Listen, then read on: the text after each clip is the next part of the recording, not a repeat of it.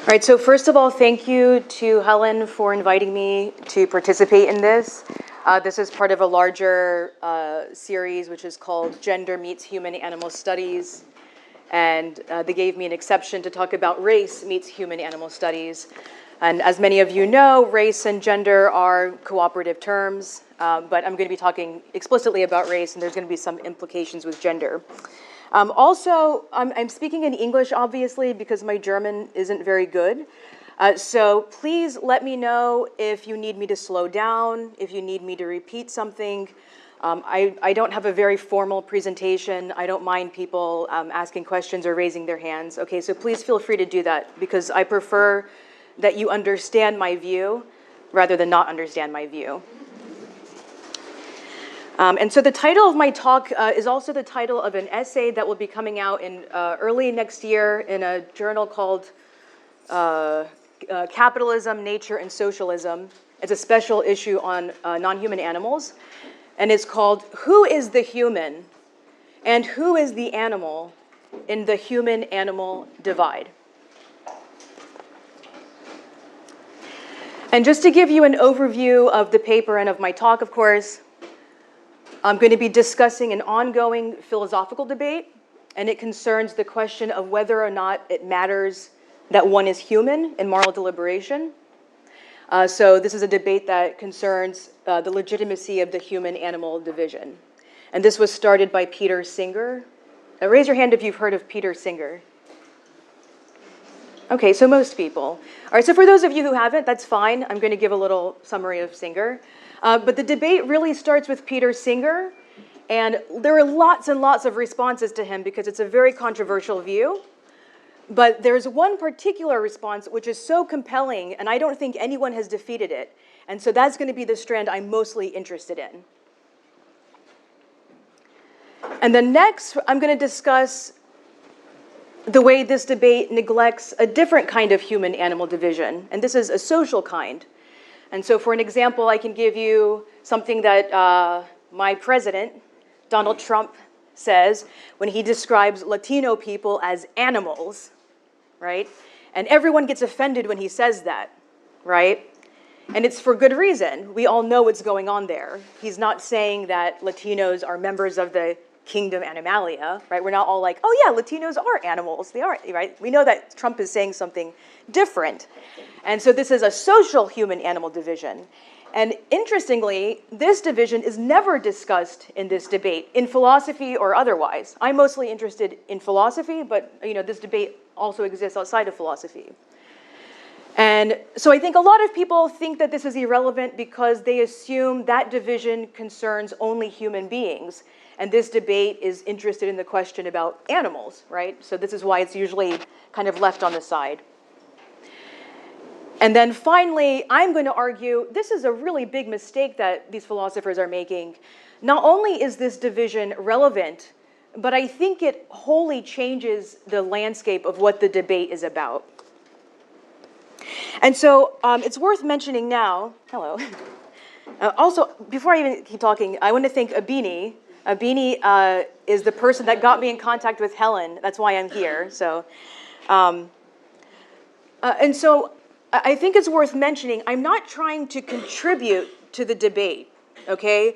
But really what I'm trying to do is question the very methodology of the debate. So this is not just philosophy, but this is like, we're really going deep. Okay, so what is this big, exciting philosophical debate? Well, that's it. That's the debate. Is being human morally relevant?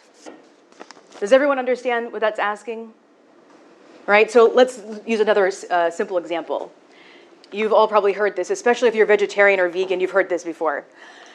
There's a burning building. Okay, you know where I'm going. There's a human in the building. There's a rat in the building. Who do you save? Okay, and usually everyone says, you say, except for, a few rat enthusiasts, but usually people will say, I'm going to save the human. And there is no need for further justification, right? You don't have to say, oh, I'm going to save the human because, you don't do that, right? You just say, I'm going to save the human. It's obvious, right? this being belonging to the species Homo sapiens is already the justification for why they weigh more heavily than the rat, okay? So that's what this question is asking, is this a justified move, actually? Is this a reason that a being should have moral weight? And so, of course, you can see why this was so controversial when it was first posed, because this is something we just think is very obvious, right? Like, obviously, the human is more important. And so the person who pretty much started all of this was Peter Singer, who published a very famous book in 1974 called Animal Liberation. But he has been kind of using the same argument over and over again, for 30 years, with some minor variations. If you're in philosophy, you'll know that he actually changed the kind of utilitarianism that he uses. But if you're a non-philosopher, that's not an interesting difference. And so here I have an excerpt from a very good paper of his called Unsanctifying Human Life, which sums up basically the whole view. Just as a person's race is in itself always irrelevant to the question of how that person should be treated, so a being's species is in itself nearly always irrelevant.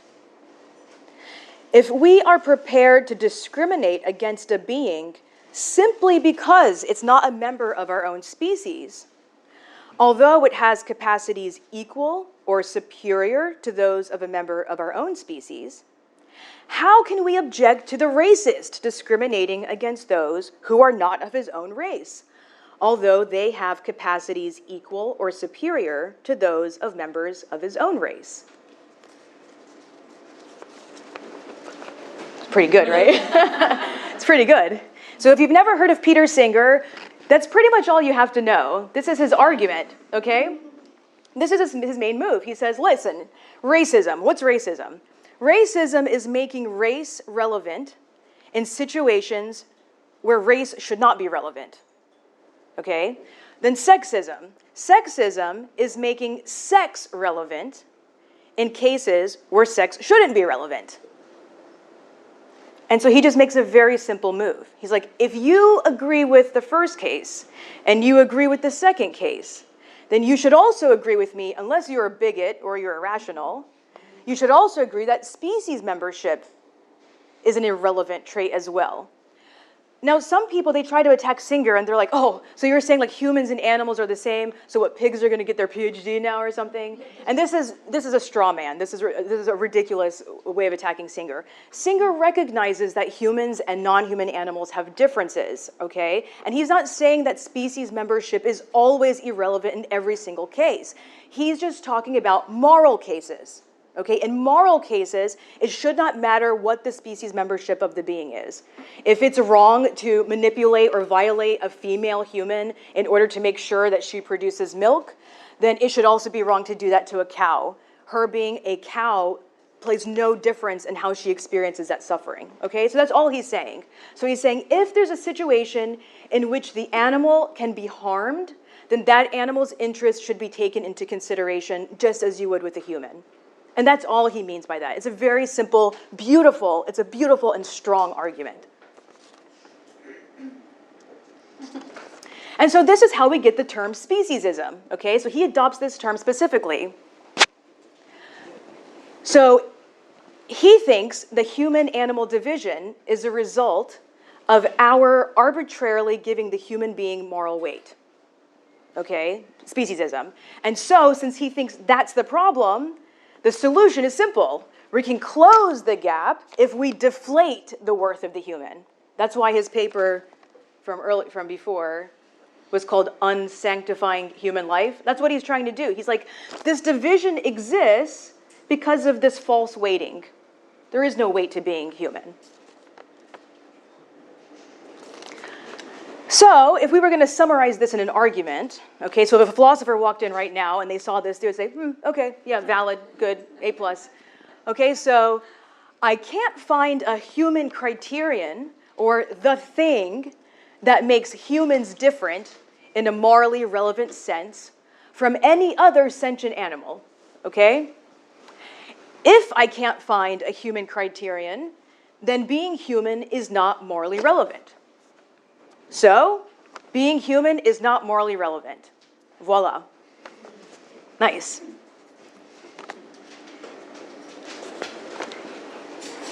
And so here we have our first understanding of the relationship between the concept of human and the concept of animal. When we hear all humans are animals, and we've all heard this before, right? Especially if you're into animal advocacy, all humans are animals. This is referring to animal in a very specific way. Animal in this context means kingdom of Animalia, right? Members of the kingdom Animalia. And what a human is in relationship to animal, because these two terms are always defined against one another, a human is just another member of the kingdom Animalia. We're just another animal. There's nothing special about us. Whatever it is that's going to make you have a moral status, it's not going to be because you're human. It's going to be something that probably other animals have too. And so in my paper, I describe this kind of position as a species objectivism, okay? Which is just a fancy way of saying we're going to look at what it is to be human from a far distance. Okay, so this view, I describe it as this. There is no morally relevant property possessed by only our species such that we have a rational reason to privilege their interests over and against any others.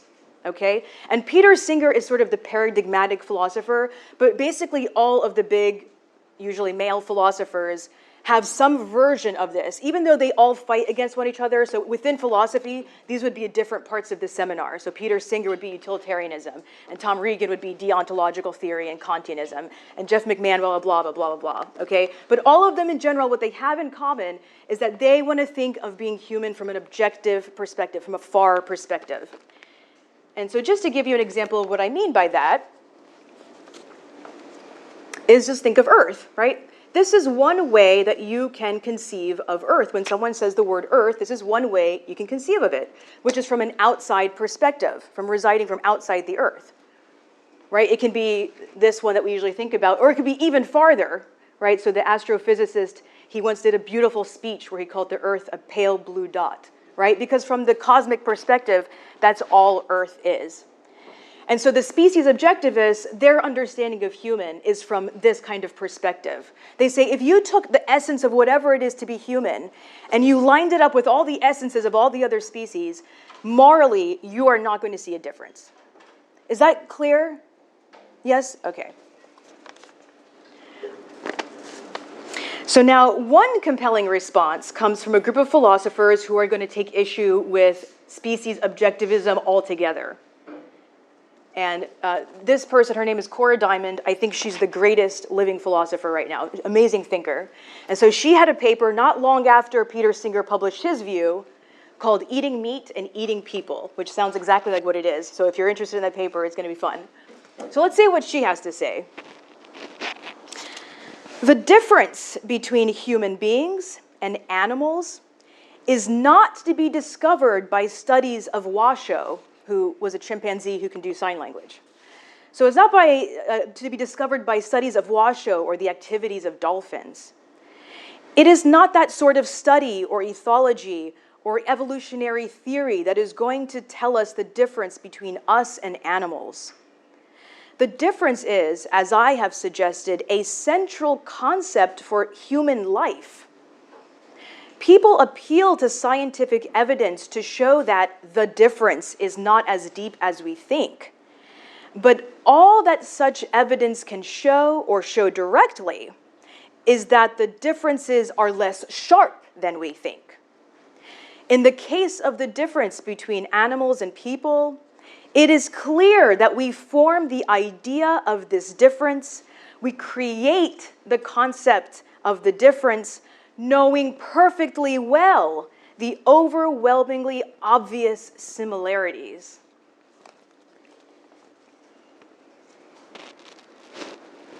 Okay, and I want to say something here because I know people are just like, oh, okay, this is like some humanist crap. Cora Diamond, just like Peter Singer, is very openly vegetarian. All of her work on animals advocates for non-human animals and talks about animal justice, okay? So in spirit, she and Singer are kind of saying the same thing, but the way they get there is going to be very, very different, okay? And just in case you zoned out and you're like, okay, that was too long, here's an easier way to put it. This is from the very famous, excellent English philosopher Bernard Williams. He wrote a whole paper against Singer called, I think, The Human Prejudice. And he says, no one should make any claims about the importance of human beings to the universe. The point is about the importance of human beings to human beings. That's basically a shorter way of saying what Cora Diamond was trying to say. So now we have a very different kind of conception of the relationship between animal and human. So animal is no longer going to mean any member of the kingdom Animalia. It's now going to mean any member of the kingdom Animalia that is not a human being, right? And we all know this. This is like when my mom tells me, oh, clean your room. You're not an animal, right? She says that, right? So she means it in that way. And so they're going to say membership in the species Homo sapiens is morally relevant, but don't get it twisted. It's not because of the reasons that Singer is looking for, okay? That's not what they're saying. So they have a view that I call species subjectivism. And just to be clear, both views think that they're objective views. They both think they're saying something about reality. So the objectivism and subjectivism is just with respect to species membership, okay? So let's see what species subjectivism is. So species subjectivism, the fundamental difference dividing humans from animals is an idea, or more specifically, a concept that does not rely on facts about properties or capacities observed in the respective groups, but rather on its role in structuring what might be described as particularly human ways of living. Okay, so they're going to say, this stuff that Singer's talking about, like line up all the species and give me a scientific way to distinguish the human from the animal morally, that's not why people think humans are important. That's not the kind of thing we're talking about. We're talking about something else. So here's a picture of what they want to be saying. One way that you can think about the concept Earth is from, remember the faraway perspective from the Voyager, the pale blue dot in the sky? But they're going to say, but there's another way you can conceive of Earth. Right? When you're outside and you're standing on the ground, that's another way that people conceive of Earth, when you are being on Earth. And so their criticism of Singer is, look, man, you're using the wrong concept of human when you're even looking for the solution to this answer. When people are talking about being human as a morally relevant trait, they're not talking about human in this way. They're talking about being human, standing in the shoes of a human being. They're talking about it from a subjective perspective. So they're going to say this argument, so they're also very good philosophers, they'd be like, yeah, it's valid. It's valid. A+ still on logic. But he just fooled you. Look what's going on here. Okay, let's go through the argument again. I can't find a human criterion or the thing that makes humans different in a morally relevant sense from any other sentient animal. Yeah, blah, blah, blah. Okay, if I can't find a human criterion, then being human is not morally relevant. So being human is not morally relevant. And they're going to say, do you see what Singer just did? In the middle of the argument, he just changed which concept of human he's using. He started with this objective version of human, and now in the middle premise, he's using the subjective version of human. So this argument actually makes no sense. It goes through logically, but he just fooled you. So this is like if you were trying to make an argument and you use the word can. So in English, the word can be a verb, right? Like I can write. It's a verb, right? But can also be a noun. Right, so the can that you hold stuff in.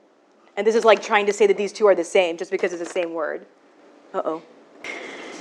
Okay, and so just in case you're still confused about what species subjectivists are saying, because this is such a difficult view that even the top philosophers don't get it.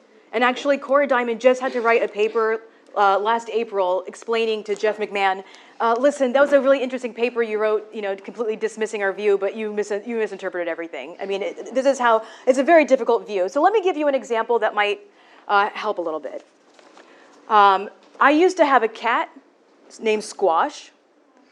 Squash died 2 years ago, rest in peace.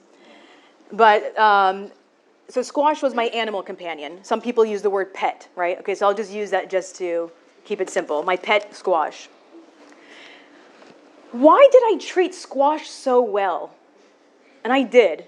Okay, so squash had everything he wanted. He had I don't have health insurance. Squash had health insurance. I once paid almost $5,000 so that he could get a surgery because he had an issue with his kidneys, okay? I did everything for this cat. Now, I also volunteer at a sanctuary. I volunteer at a shelter. I foster animals, but I didn't treat anybody the way I treated squash. So species subjectivists are going to say, if we listen to Peter Singer kind of people, the only way we can make sense of that treatment is because there's something about squash that was different from other cats. Now, as much as I loved squash, squash was like any orange tabby and was a lot like any other cat. If you put squash in a lineup with all other cats, objectively speaking, there is no scientist who could point out something that was morally special about squash. Squash was just any other cat, right? So species subjectivists are going to say, see, Peter Singer is not picking out why we do treat beings well. It's not because there's something objectively special about them. We make them special, right? By calling squash my pet, this automatically made him the right kind of being to treat a certain way. The concept, he became morally heavy because of the concept pet. Right? If I went to any other cat and I said, okay, this is my pet now, then that animal would have had health insurance, and that animal would have had the $5,000 surgery, and that animal would have all the beds in the towers, right? It's the concept that's doing the work. So they're trying to point out it's the concept human that's doing the work. It's not because there's something special objectively about humans, obviously. It's the concept that's heavy, and they want to argue that's okay, and that's what people are talking about when they ask this question about the relevance of being human. They mean being human in that way, in this conceptually heavy way. So basically the debate since the 70s has been these two sides. And like I said, the second version has a lot of bad defenses, but Cora Diamond, Bernard Williams, they have the best defense, which is why as a philosopher, I want to go after them, right? Because I agree with Singer. I think that we need to get rid of the human-animal divide. But these other philosophers are making a really good point, that Peter Singer is missing the point about the divide. But now we have a big, big problem. Let's look at these examples. So the first one, this is from a text message from a police officer in the United States, okay? He's referring to a young black person. It's not against the law to put an animal down. Okay, let's look at the second example. This is a popular slogan. Maybe you've heard it before too. It's used in racialized protests. We're human too. All right, third example. In the 1990s, there were a whole bunch of crimes committed against the black population in Los Angeles. No one ever investigated it. Why? Because it was filed under NHI, which means no humans involved.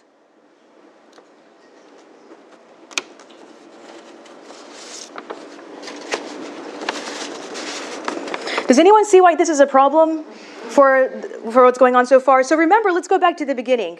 Where was my question? All right. Is being human morally relevant, right? That's the question that we're dealing with. All of these examples are using human-animal language, right? There's not one race term being used. It's using human-animal language. And it looks like being human matters in cases where only human beings are involved, right? We're not talking about dogs and pigs and chickens in these examples. We're talking about other human beings. So now we have a really kind of interesting thing going on here. We've been talking about whether or not being human is relevant because we're wondering about our obligations to animals. And it seems like these people have missed that being human is relevant even when you're a human. So why do these philosophers leave these kinds of examples out? It seems like, there must be some sort of connection here. I don't know. Let's see. So here's one big reason, or maybe even the reason, that these kinds of cases are seen as peripheral, or maybe just they don't really matter as much, or they don't have anything to do with the debate. And this is a standard assumption. This is made by philosophers. This is made by animal rights activists. This is made by people who are trying to make the connection between humans, what's going on with human oppression and animal oppression. This is the assumption that's always going on. There's the biological human-animal divide, right? So that's between human beings and non-human animals. That's the real divide. That's the real one. And then what we do is, when we want to make trouble with people, what we do is we symbolically apply it to human beings. So that's not a real human-animal divide. This is just this symbolic version of this. And that's why people say, that's why it's not really relevant to talk about that stuff, because that stuff wouldn't even happen if we didn't have this. This is the real one. This is the real divide. And so let me give you an example of how people use this assumption. So this is from an excellent book, Casting Out the Eviction of Muslims from Western Law and Politics by Shireen Razik. Really good. I highly recommend it. Here's a little tiny excerpt. It is species thinking that helps to create the racial demarcation.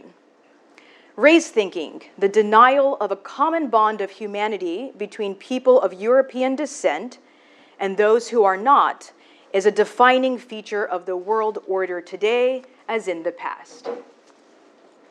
Okay, so there's two important key points in this passage. First, we get racial distinctions because of species thinking. We already have this human-animal divide, so we can use that as a conceptual vehicle against human beings. And the second thing is race thinking. What is race thinking?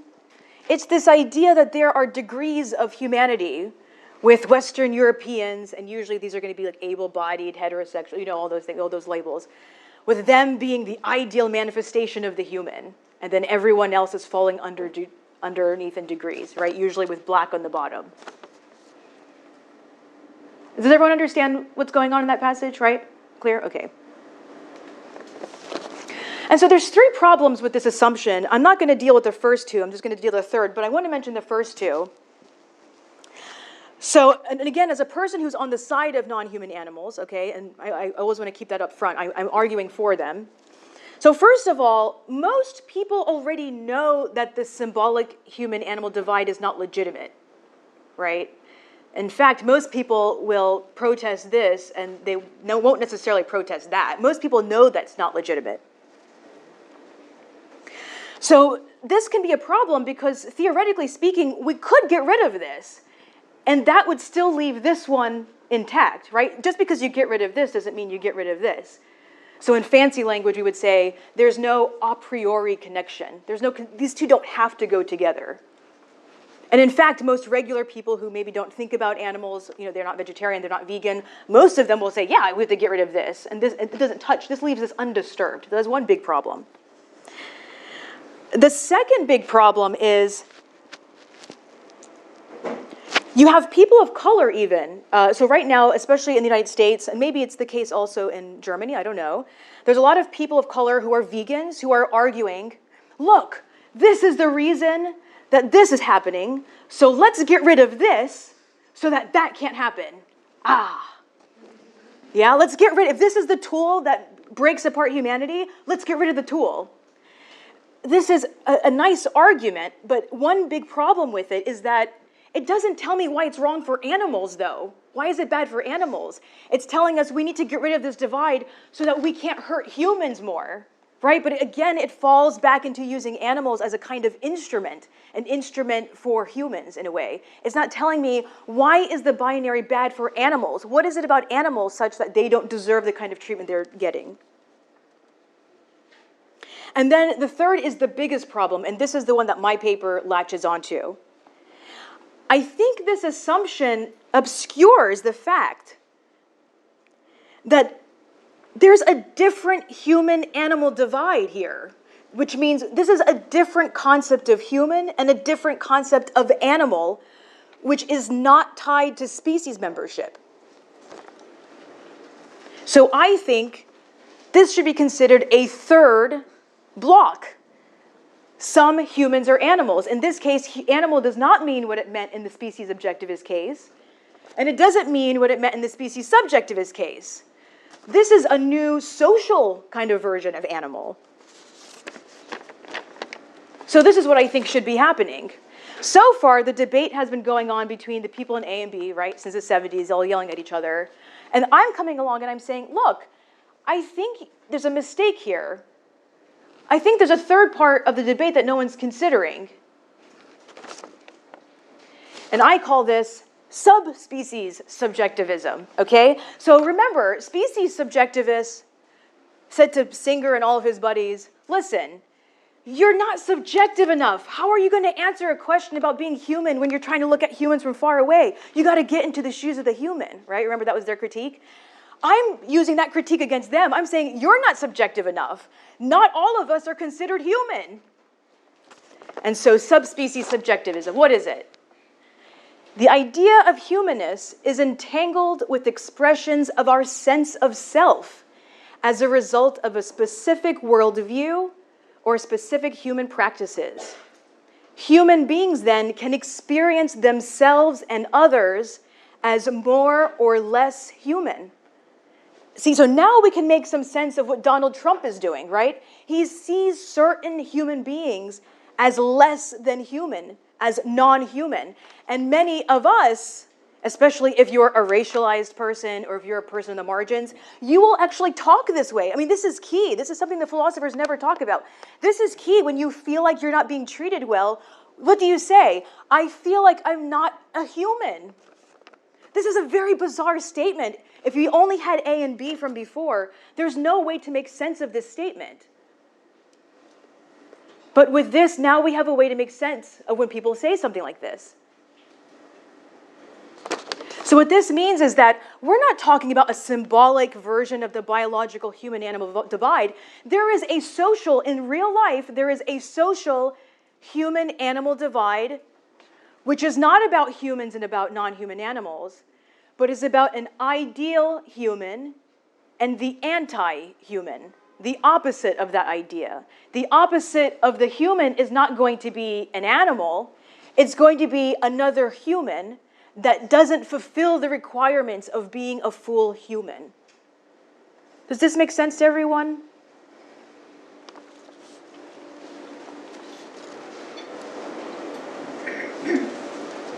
And so just like the other two views, so remember species objectivists said, listen, when we're talking human and animal, we should be talking about it in this way, right? Biological way. And in this species subjectivist view, when we're talking about human and animal, we're talking about it in this close local way, right? This way. And I'm going to say, and when we're talking about human and animal, we should be talking about it the social way, which means that there is actually a direction of the arrow going from the social to the biological. So I'm saying something seemingly crazy right now. Right now, all of you should be like, this is the worst talk I've been to. Like, this makes no sense. The social human-animal divide is somehow forming, it's informing or shaping our ideas about non-human animals, which means, so our social human-animal divide is a racial divide. That race is somehow informing our attitudes and judgments about animals. So right now, all of you should really be like, you know, if you're all doubting me, that you're feeling right. This is the right way to feel, okay? Because all of you are probably thinking, okay, Syl, okay, she seems like a decent person, but humans have been using animals and abusing animals since humans appeared on the scene. And then this race thinking didn't start until the 16th century, right? The founding of the Americas and all that stuff, that didn't happen until late 1400s. How in the hell can an event that happened in the 16th century have shaped and informed the use and abuse of non-human animals if the abuse of non-human animals has been happening for how long now? And I'll tell you, that's a good question. That's a great question. But I have an answer. I'm going to say you're completely right to be kind of freaked out right now. But listen, this is why. It's because you're confusing causation with determination.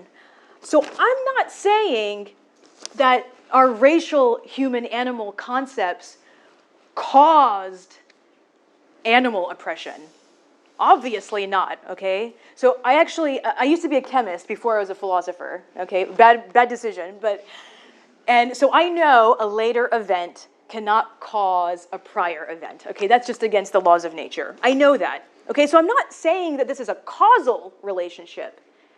I'm saying the social human-animal divide determines what we think about animals. And you might say, this is not helping at all. Like, what does this mean? So I'm going to give you an example from a really good paper. Let's see, this is from, so he doesn't describe it this way, but this is my way of using his work to bolster my view. So this is by a scholar named Ramon Grosfagel, and I'll have his name at the end. A really good paper where he talks about what was going on in the 15th and 16th century when Spain was expanding its empire, okay? And this is really important, so let's read this together slowly. So the persecution of Jews and Muslims occurred before Columbus and his team arrived in the Americas. So the subsequent colonization of the Americas, which gave rise to an epistemological order that submerged the native beneath the Western European man on the scale of humanity, could not have caused the persecution of Jews and Muslims. A later event cannot cause a prior event. Does this make sense to everyone? So if you don't know history, which is fine, before America was starting to become colonized, Jews and Muslims had a really bad time in Europe, okay? A really bad time. They were being persecuted. And so when Spain started to conquer the Americas, it would be weird to say that the new knowledge system being crafted there caused the persecution of Jews and Muslims, right? Because the persecution of Jews and Muslims was already happening for hundreds of years. However, the new epistemological order, whose chief operation was to rank degrees of humanity, in turn came to determine what the persecution of Jews and Muslims would come to mean and what being a Jew or a Muslim would become.